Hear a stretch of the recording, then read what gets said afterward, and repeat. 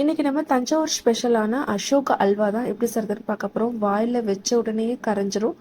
Sweet tempting இருக்கவங்க கண்டிப்பாக இதை ட்ரை பண்ணி பாருங்கள். வாங்க எப்படி செய்றதுன்னு பார்க்கலாம். அதுக்கு நான் இப்போ 1 கப் பாசிப்பருப்பை நல்லா வேக வச்சு ஆறின உடனேயே இதை வந்து நல்லா மிக்ஸி ஜாரில் போட்டு நல்லா அரைச்சி எடுத்துக்கலாம். ஃபைன் பேஸ்ட்டாக இந்த மாதிரி அரைச்சி எடுத்துக்கலாம். நீங்கள் பாருங்கள், இந்த மாதிரி ஃபைன் பேஸ்ட்டாக அரைச்சி எடுத்துட்டு ஒரு ஓரமாக எடுத்து வச்சுட்டு ஒரு கடையில் தாராளமாக நெய் ஊற்றிட்டு ஒரு கைப்பிடி அளவு முந்திரி பருப்பை போட்டு நல்லா வறுத்து எடுத்துக்கலாம்.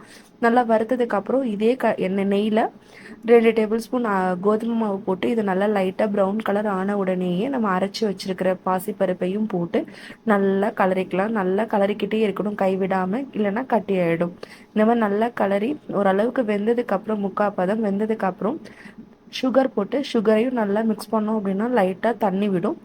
அது கூடயே நம்ம ஃபுட் கலரையும் போட்டு நல்லா மிக்ஸ் பண்ணிக்கிட்டே இருக்கணும். இடையில வந்து நம்ம லைட்டாக கொஞ்சம் நெய் ஆட் பண்ணிக்கிட்டே இருக்கணும். அப்போ தான் உங்களுக்கு வந்து நம்மளுக்கு கலர்றதுக்கு கொஞ்சம் ஈஸியாக இருக்கும்.